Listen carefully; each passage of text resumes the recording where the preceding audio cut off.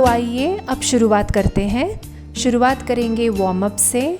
हम 1.5 मिनट के लिए वार्म अप करने वाले हैं।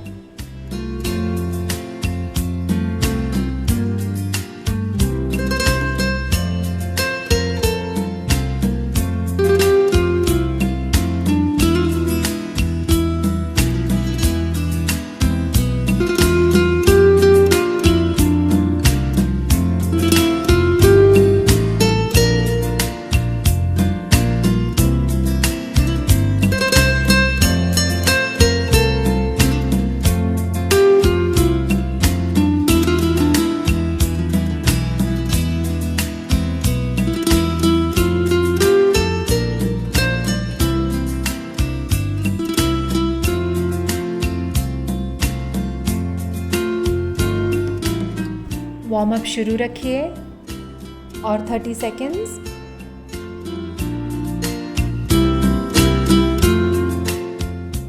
किसी भी एक्सरसाइज से पहले वार्म अप करना ज़रूरी है। इससे एक्सरसाइज रिलेटेड इंजरी का प्रमाण बिल्कुल कम हो जाता है। आज के एक्सरसाइजेस में हम करने वाले हैं लोअर लिम्ब और कोर एक्सरसाइजेस। तो अब शुरुआत करते हैं। पहली मूवमेंट होने वाली है सीटेड स्क्वाट। इसके लिए हम अपने घुटनों पे बैठ जाते हैं।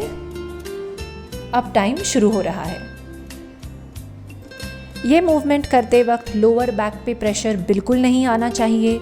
जो भी मूवमेंट है वो हमारे थाई मसल्स और हिप मसल्स कर रहे हैं। तो अगर बैक पे प्रेशर आ रहा हो तो इसका मतलब आपका फॉर्म गलत हो रहा है। आप 30 सेकेंड्स में कितनी बार स्क्वाट्स करते हैं ज़रूरी नहीं है। आप करेक्ट फॉर्म में करते हैं ये ज़्यादा ज़रूरी है। और 2 बार करेंगे। अब लेंगे 10 सेकेंड्स का ब्रेक।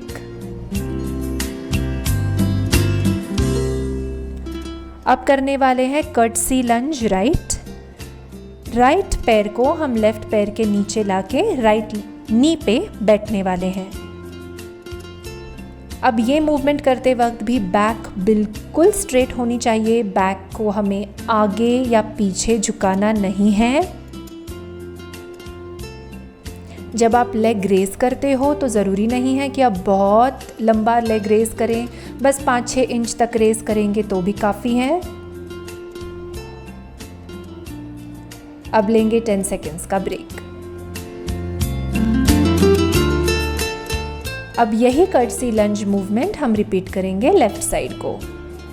लेफ्ट घुटना जाएगा राइट लेग के पीछे। हमें हमारे राइट एंकल के करेक्ट पीछे हमारे लेफ्ट घुटने को बिठाना है। ज़्यादा ओवर भी हमें ये मूवमेंट नहीं करनी है। बैक हर वक्त हमारी स्ट्रेट रहेगी। बैक यहाँ वहाँ झुकनी नहीं चाहिए। अगर बैक पे प्रेशर आ रहा है तो आप रुक जाइए, आपका फॉर्म गलत हो रहा है। करेक्ट फॉर्म में ये मूवमेंट करना बहुत ज़रूरी है। अब लेंगे 10 सेकेंड ब्रेक। फिर से हम बैठने वाले हैं हमारे घुटनों पे और घुटनों से ऊपर हम उठ के स्क्वाट पोजीशन में जाने वाले हैं। फिर से घुटनों पे बैठने वाले हैं। आप ऑल्टरनेट राइट लेफ्ट के साथ भी ये मूवमेंट कर सकते हैं।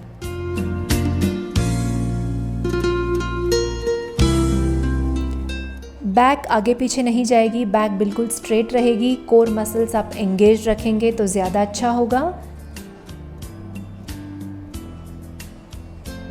हिप्स और पेल्विक मसल्स को बिल्कुल स्क्वीज़ करके रखिएगा ताकि सारा प्रेशर जो है वो लेग पे पड़े। अब लेंगे 10 सेकेंड्स ब्रेक।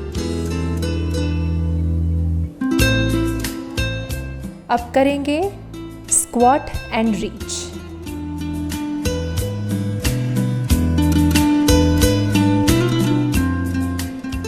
बिल्कुल करेक्ट फॉर्म में ये मूवमेंट करनी है। बैक को हम नहीं आगे झुका रहे, हम बस थाइज और हिप्स की ये मूवमेंट कर रहे हैं।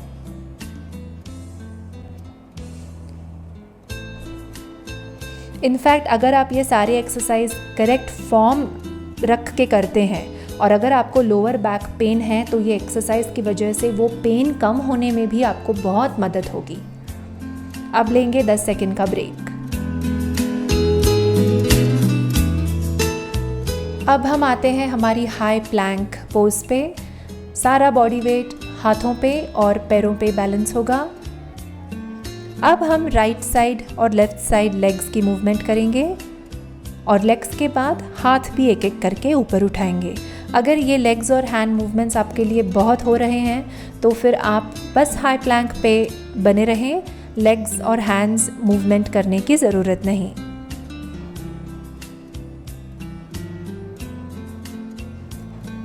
अब लेंगे 10 सेकेंड्स का ब्रेक।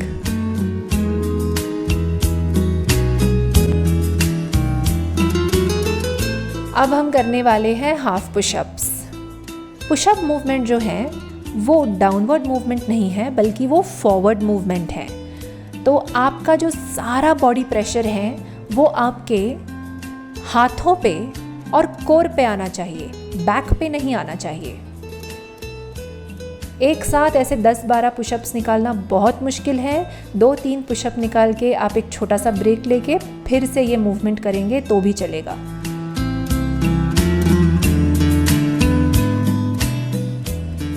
अब लेंगे 10 सेकेंड का ब्रेक।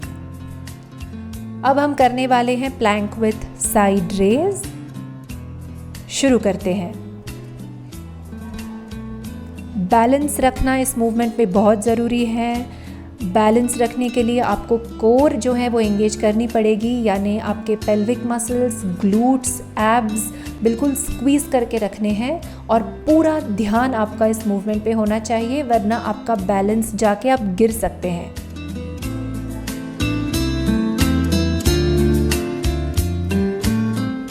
सारा ध्यान आपका इन मूवमेंट्स पे ही होना चाहिए।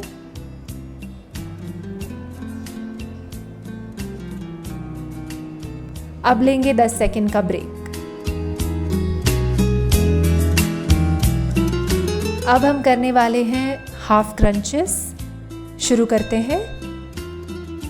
ट्रेडिशनल क्रंचेस में हाथ जो होते हैं वो नेक के नीचे जाते हैं, लेकिन इससे नेक में थोड़ा सा पेन होना चालू हो सकता है, इसलिए हम हैंड्स को ऊपर ही रखने वाले हैं। ये करते वक्त कभी भी अगर आपको नेक में थोड़ा सा प्रेशर लग रहा है तो आप 2 सेकंड का ब्रेक लेके फिर से चालू कर सकते हैं। आप अपनी बैक को ऊपर कितना उठा रहे हैं ये ज़रूरी इम्पॉर्टेंट नहीं है, आप इसे करेक्ट फॉर्म में कर रहे हैं ये ज़्यादा इम्पॉर्टेंट है। बस 3-4 इंच भी अगर बैक को आप ऊपर उठाते हैं तो भी बहुत हो गया। तो इस तरह से हमारा एक सर्किट ख़त्म हो चुका है।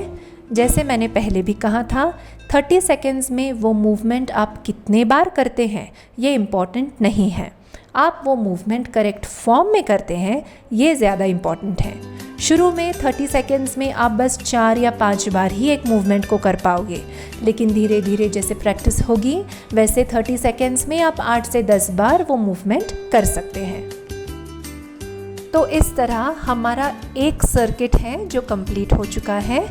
अब आप 1 से 2 मिनट का ब्रेक बीच में ले सकते हैं और फिर से ये सर्किट 1 या 2 बार रिपीट कर सकते हैं।